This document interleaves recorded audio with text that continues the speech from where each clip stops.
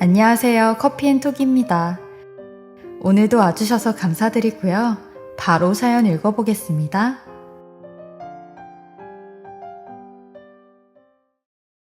안녕하세요. 저는 올해 71세 된 여자로 매일을 하루하루 버틴다는 느낌으로 살아가고 있어요.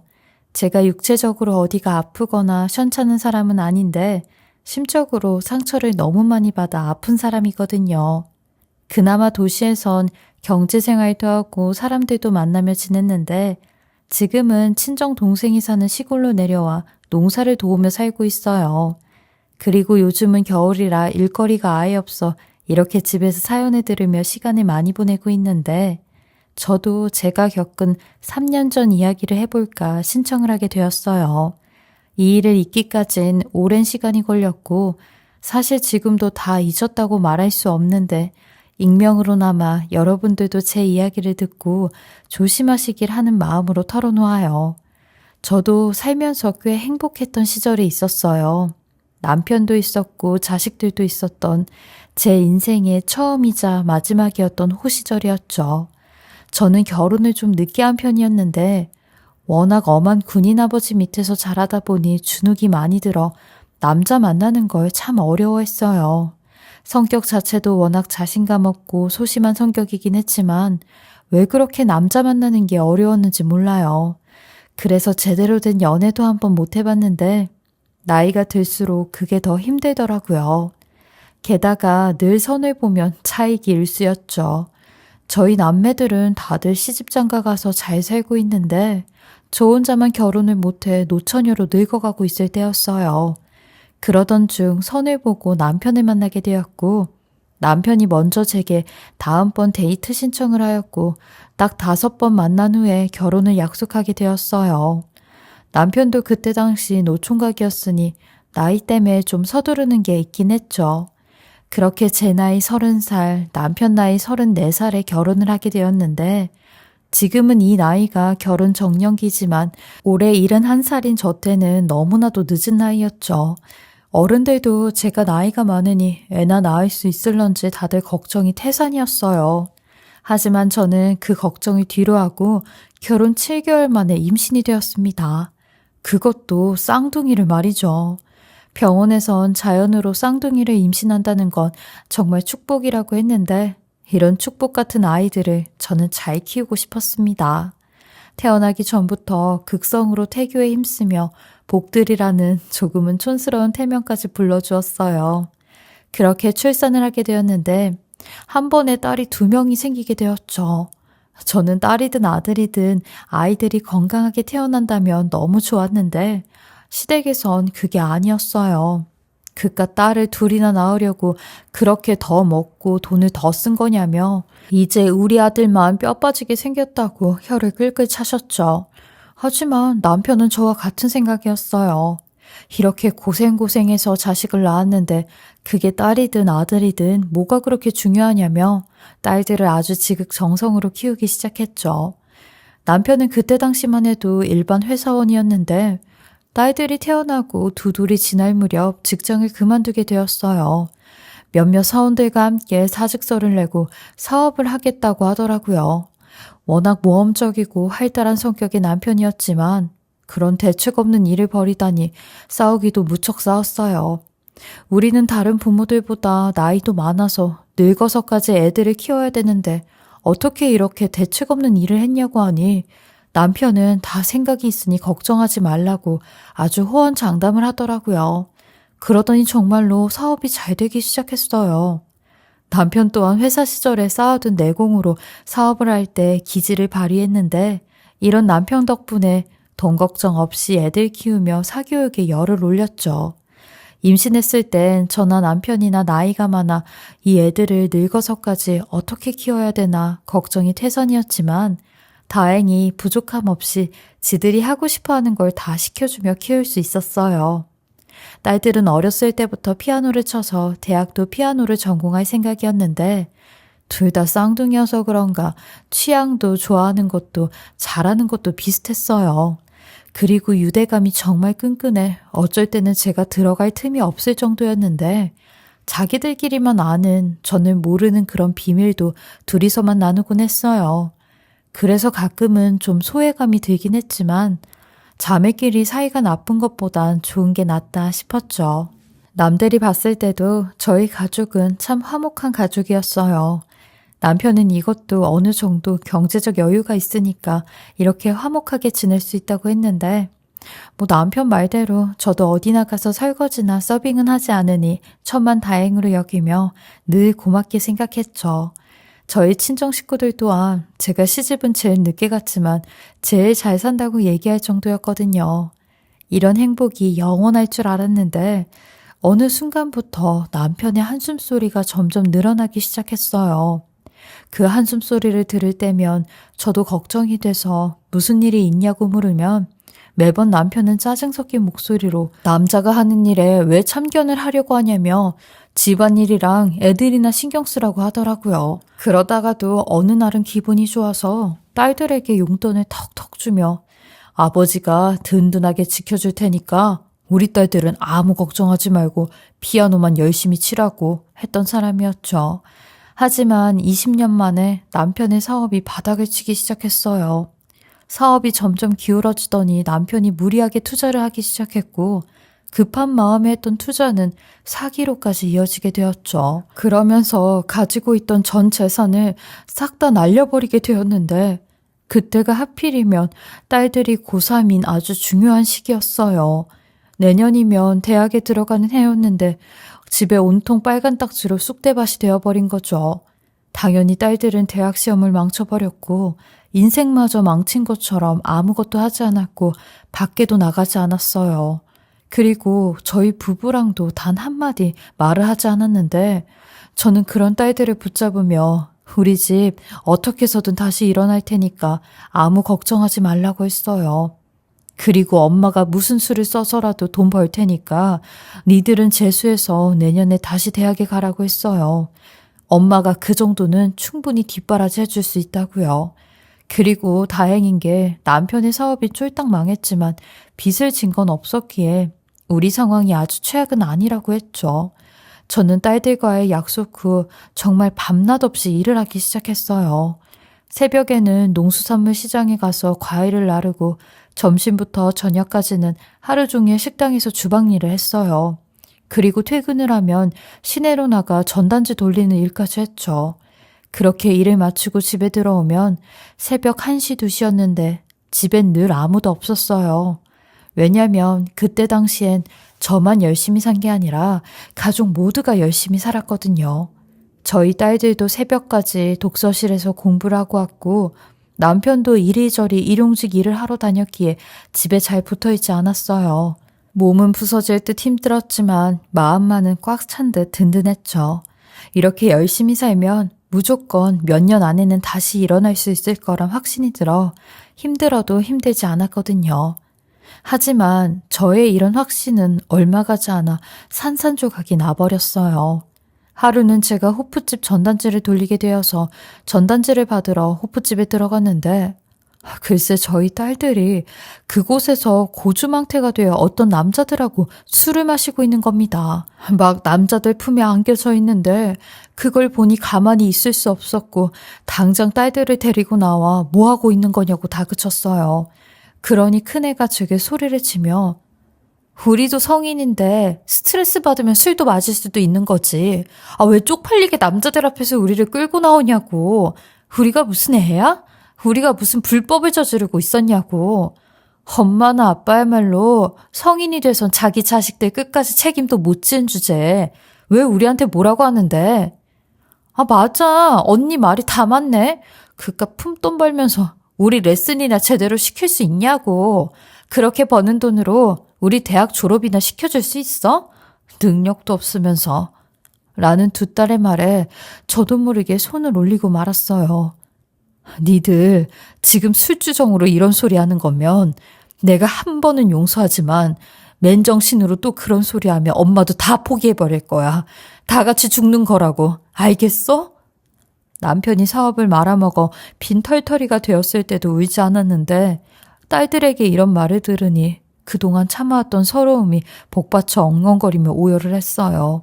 딸들은 길바닥에서 울고 있는 저를 그냥 내버려둔 채 지들끼리 사라졌고 그날 밤 집에 들어오지도 않았는데 이때부터 점점 딸들이 엇나가기 시작했어요.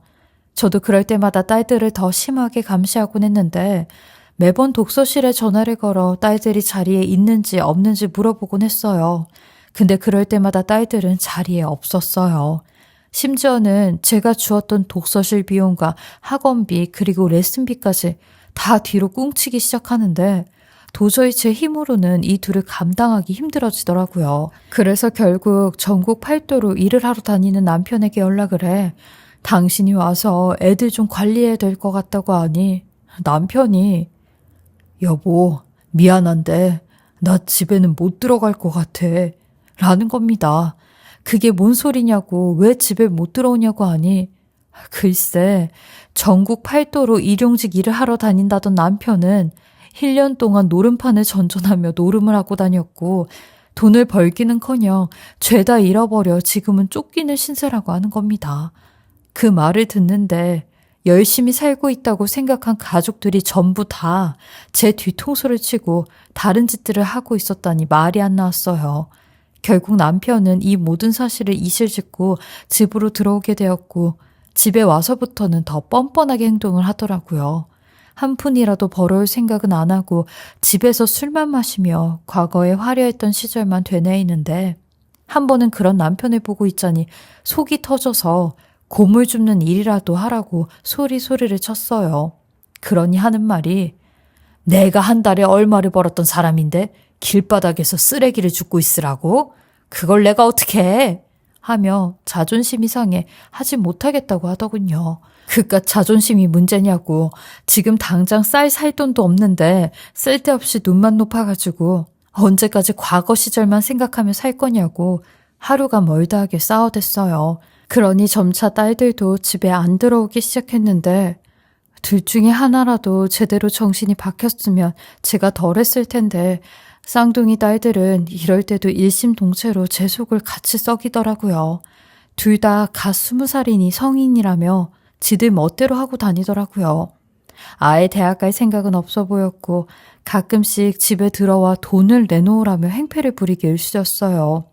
매번 저랑 말다툼을 하다가 나중엔 꼭 몸싸움까지 이어졌는데 그럴 때마다 두 딸들은 제 몸을 짓누르며 지갑에서 동전 1원 하나까지 죄다 털어갔어요. 저는 그런 딸들에게 매번 이렇게까지 해서 돈 가져다가 어디다 쓰는 건데 이렇게까지 해서 뭐 하려고 하냐고. 니들이 그러고도 자식들이야? 우리도 엄마 자식인 거 창피하거든. 아빠라는 사람은 365일 술이나 마시고 저러고 해롱대고 있는데 부모 노릇도 제대로 안 하면서 왜 맨날 우리 보고 뭐라고 하는데 그냥 내놓으라면 내놔. 우리가 뭘 하든 알아서 뭐 하게? 하는데 그날 혼자서 얼마나 울었는지 몰라요. 고작 1, 2년 전만 해도 우리 가족이 이렇게까지 망가질 줄이야 생각도 못했거든요. 이런 속 터지는 얘기를 친정 식구들한테도 창피해서 말을 못하겠더라고요. 내 자식이 이런 폐륜한데 이런 얘기를 누구한테 하겠나요? 누워서 침 뱉는 건데 말이죠. 그리고 가끔은 딸들이 제 얼굴이나 팔에 상처를 내면 그날은 직장에 가서도 거짓말을 하기 일쑤였어요. 넘어졌다, 굴렀다, 어디 긁혔다 하는 누구나 뻔히 알 법한 그런 거짓말을요. 그렇게 칠흑 같은 5년의 시간이 흘렀는데 결국 남편은 먼지처럼 사라지고 말았어요. 원래 가끔 밖에서 술을 퍼마시느라 집에 안 들어온 적은 있었지만 이렇게까지 짐을 다 싸들고 나간 적은 없었는데 퇴근을 하고 집에 오니 아주 집을 쑥대밭으로 만들어 놓고 돈 될 만한 것들까지 싹 다 가지고 사라져 버렸더라고요. 늘 술에 취해 있는 인간이긴 했지만 그래도 제게 미안하다며 매일 새벽마다 아침 밥상을 차려둔 사람이었는데 그래서 저도 시간이 지나면 좀 변할 줄 알고 기다려줬는데 이렇게 말 한마디 없이 사라져버리니 너무 허망하더라고요. 그 인간에게 저런 사람은 아무런 의미가 없는 사람이었구나 싶었습니다. 그렇게 저는 제 나이 55에 모든 걸 잃어버렸어요. 너무 일찍 모든 걸 다 잃은 거죠. 딸들도 지 아버지가 사라지니 얼마 있다 소리 소문 없이 연락이 두절되었는데 근 10년 동안 연락이 안 되었어요. 몇 번이나 수소문해서 딸을 찾아봤는데 딸들과 연락하는 사람은 단 한 명도 없더라고요. 정말 얘들이 죽었는지 살았는지 결혼은 했는지 자식은 낳았는지 알 턱이 없었죠. 어느 날은 사무치듯이 가족들이 보고 싶어서 한번 제대로 찾아볼까 싶다가도 막상 제가 찾는다면 남편이나 딸들이 절 반가워하지 않을 것 같아서 그 두려움 때문에 더 찾을 생각을 못했어요. 괜히 서로 다들 잘 살고 있는데 제가 긁어부스럼 만들고 싶지 않았거든요. 그러던 4년 전 제가 생각지도 못하게 저희 딸들이 절 찾아왔습니다. 14년 만에 본 딸들은 저만큼이나 나이가 들어서 한 번에 알아볼 순 없었는데 이내 딸들인지 알아보고 눈물부터 났어요. 딸들도 그런 저를 보고 눈물을 글썽이는데 애들도 나이가 드니 10여 년 전 철없던 모습은 온데간데없고 제게 죄송하다는 말만 되뇌이더라고요. 그렇게 몇 시간 동안 딸들과 함께 그동안의 못다한 이야기를 했는데 딸들은 집을 나가서 알바를 하며 돈을 벌어 둘이 살았다고 하더라고요. 둘 다 피아노를 10년 넘게 쳐왔으니 음식점이나 카페 같은 곳에서 피아노 치는 알바를 했대요. 그리고 그걸로 돈을 모아 지금은 인터넷 쇼핑몰을 하고 있다는데 둘 다 결혼하지 않았더라고요.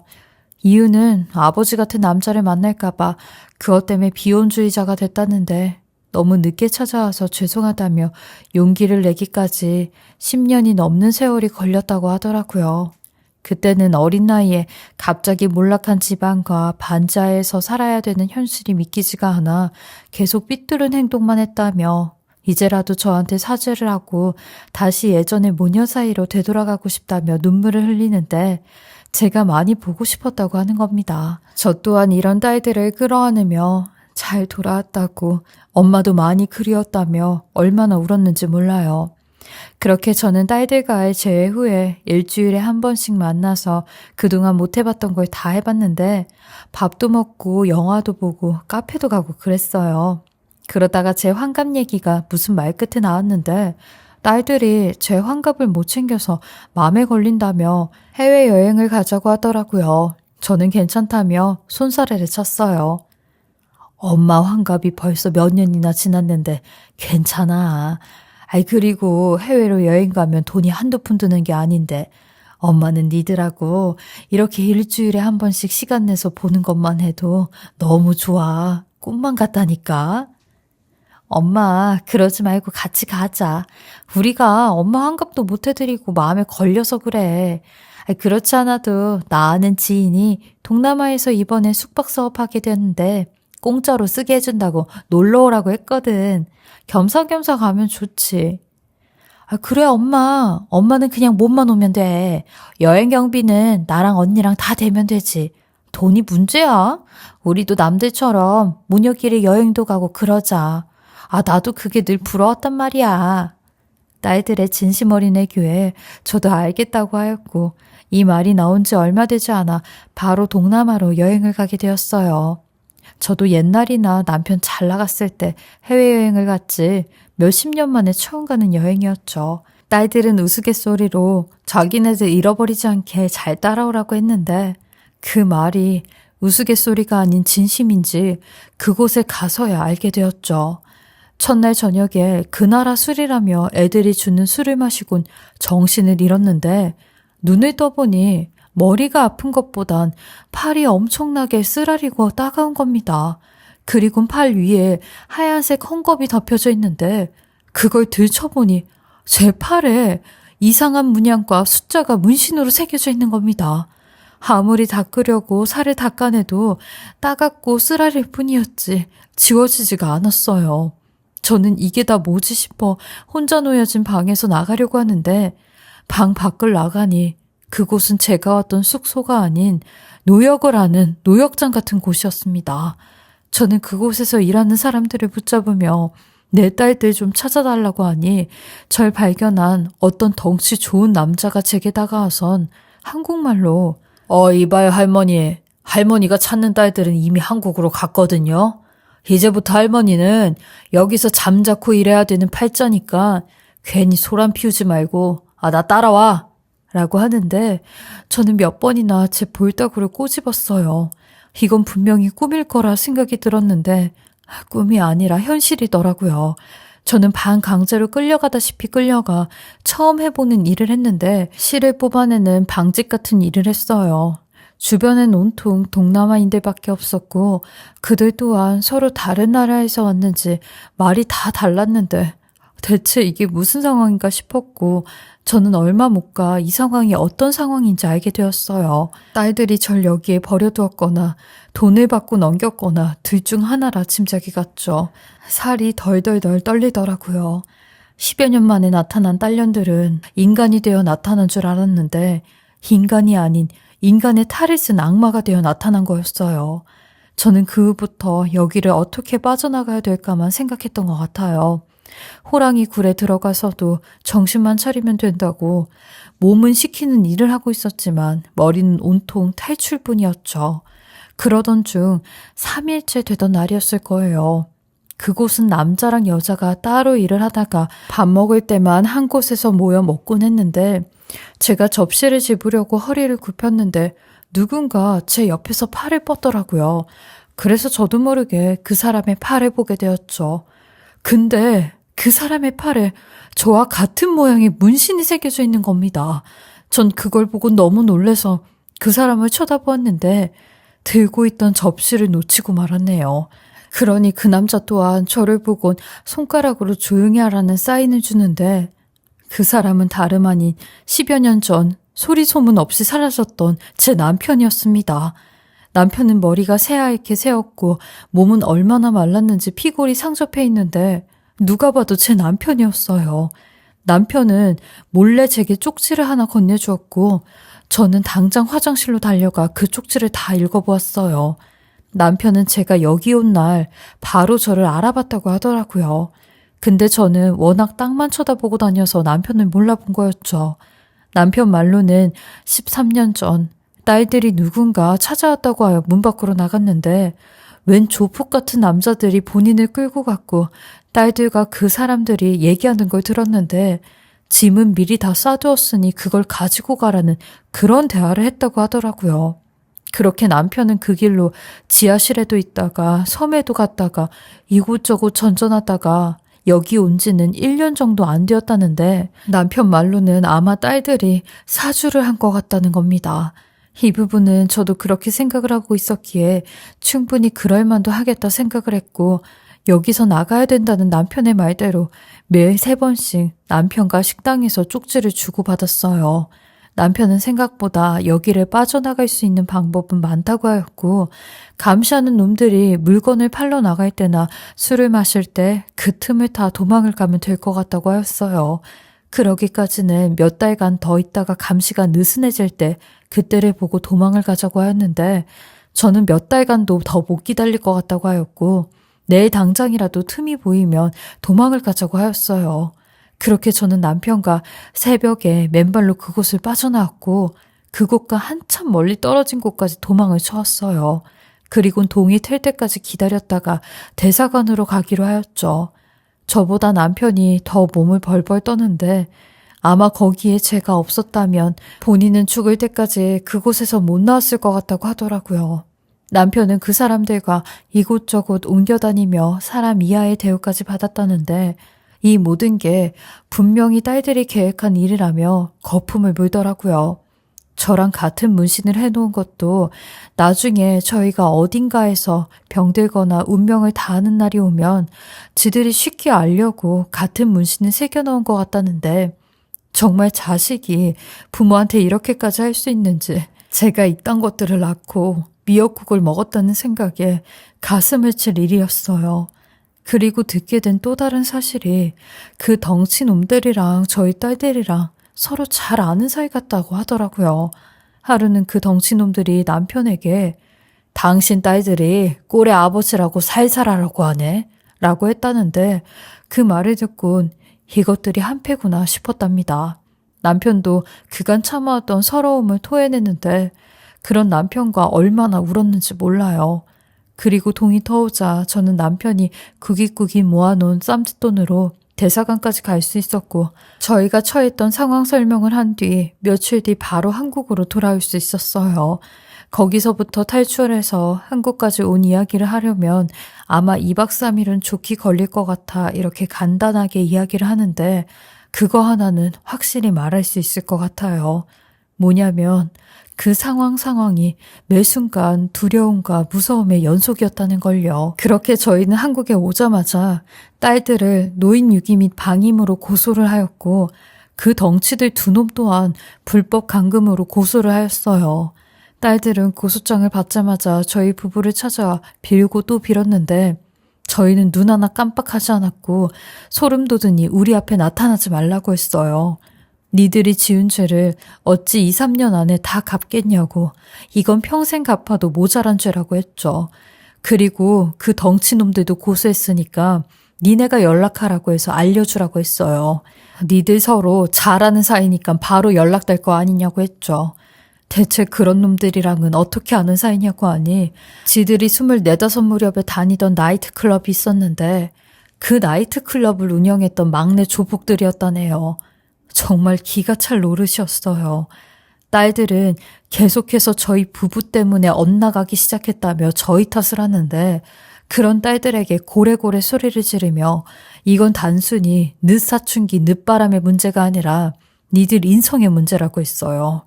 부모 탓도 적당히 해야지. 니들보다 못한 사람들도 열심히 사는데 니들은 그거 하나 조금 힘들다고 부모를 갖다 팔아먹냐고 난리를 쳤죠.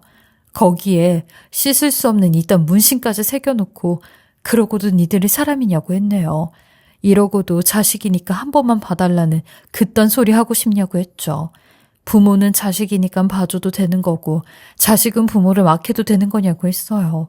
그러니 가증스러운 눈물을 흘리는데 저는 그런 딸들에게 니들이 이렇게 우리 앞에서 눈물 흘리며 쇼할 줄 알고 접근 금지 신청도 같이 해두었으니까 2번 다시 나타나지 마 라고 했어요.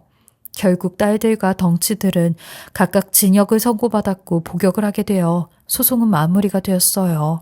그리고 남편은 저와는 같이 살 수가 없어 시설에 입소를 하게 되었는데 한 3달 뒤쯤에 남편이 입소한 시설에서 연락이 왔어요.